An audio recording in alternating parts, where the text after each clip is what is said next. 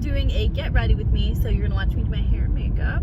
I'll do a little voiceover action so that you guys know what I'm using, what I'm doing.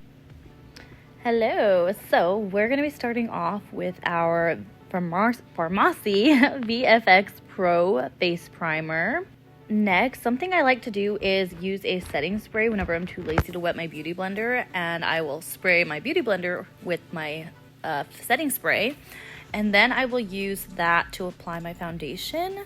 I don't know if it actually makes a difference in application. However, I feel I use less product and I just feel like it applies it nice and smoothly opposed to a dry beauty blender.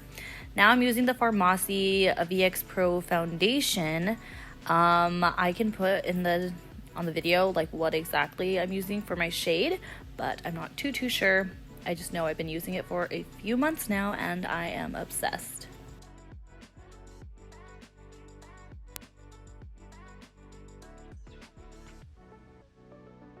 Your girl's under eyes have been getting a little dark these days from either lack of sleep or dehydration, I don't know.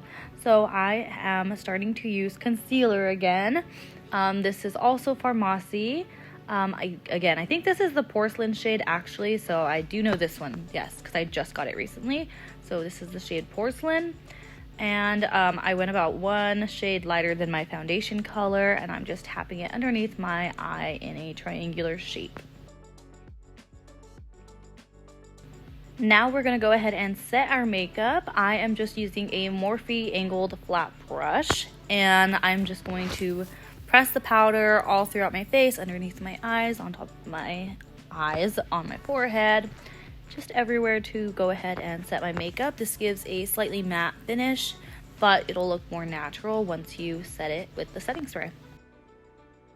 Next item that is not a Farmasi product, this is Morphe, is this bronzing powder, and I'm just using a softer angled brush to go ahead and apply to my cheeks.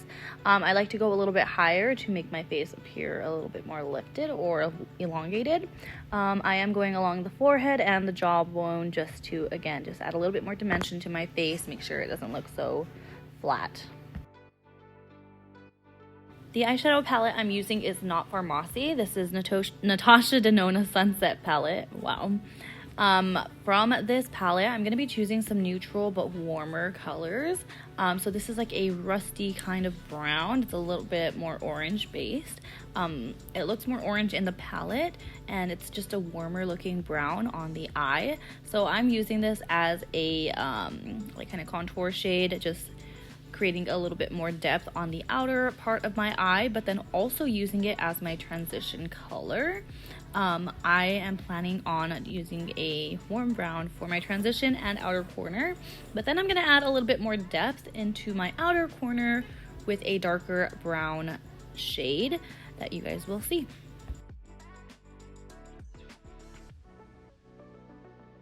And here is the darker shade of brown that I'm going to be using for the outside of my eye. I used a more fluffy brush for the first color I started with, my transition color. Now I'm going in with still a very soft, flexible brush, but it is a little bit more flat. That just helps me to lay down a little bit more product so I can keep the depth of that dark brown. Now I'm just kind of blending it into the transition, making sure I don't go past the transition color, or I would just create a new one with a darker color. The last color I'm using is going to go on my lid. This is just going to add a pop of color and shimmer. It looks really intense orange in the palette. However, it's really not that intense once it's on the eye. It just looks very coppery, shimmery, with a little bit of gold, I guess, but it's really not that intense. Also not Farmasi, this is a Co-Cosmetics pencil eyeliner in the color black. I just like to put it on my inner eye waterline. Wow, oh my gosh, can't speak, I guess. And then my tight line as well. This just adds a little bit of depth in my eyes. I don't like to see the gap in between my eyeshadow and my eye, so I just like to fill it in with some black liner. This is a Farmasi product, and I have been loving this eyeliner so much lately. So this is just their ink liner in the shade black. I just feel like the brush gives such a precise line. Also, I forgot that this was my older liner of this, and that I had accidentally let just sit out without the cap for like a couple of days, so it all dried out, and I didn't realize it until after I had finished applying to this eye. So I had to go back in with the actual new ink liner so it could have a little bit more darkness to it, so it could actually be a true black, because as you can see, this one's great still, but it definitely looks more gray and not black. At this point, I realized what I had done, so now I'm just darkening up the liner that I had already applied. Now it is time to curl these lashes. I don't have many lashes, they're really not that long, they're not full, but I'm just gonna curl what I've got and put some mascara on. I have been loving this new Farmasi Zen mascara. It's in the color black, but it has two sides, one for the application of the mascara and then one with a comb so that you can actually go through and separate your lashes once you have applied the product.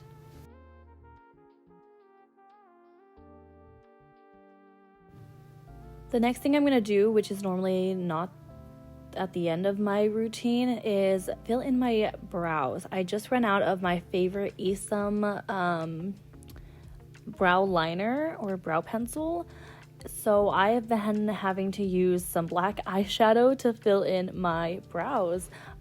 This is like my backup plan whenever I run out of my eyeliner or my brow liner. Brow liner, that's not a thing. Well, I guess it could be. But whenever I run out of my brow pencils or my favorite brow products at the moment, my backup plan is to always use a just black eyeshadow, and I just fill in my brows with that with a very flat liner brush. We are almost done. I need to apply my lip color still, but before I do that, I am gonna go ahead and just set my makeup with that same setting spray I used for my beauty blender in the beginning of the video. So this is the Farmasi Time Lock setting spray. So now I'm going in with my NYX Liquid Suede lipstick. I'm gonna be honest, you guys, this application's a little rough, but we get through it in the end. Okay, and now that the makeup's done, it is time for hair. So I'm going in with my Paul Mitchell Express Ion Curl XL. I have been using this iron for years, and I'm gonna probably use it until this iron breaks down, which hopefully won't be anytime soon because I do love this iron. It gives very loose, big curls, or waves, I guess. And yeah, it's just effortless, quick, and just my everyday go-to style.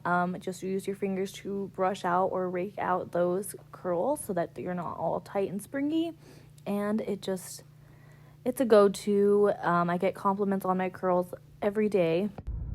I'm at Starbucks now. Thank you guys for watching this video. I hope you guys enjoyed it. Have a beautiful day, and God bless.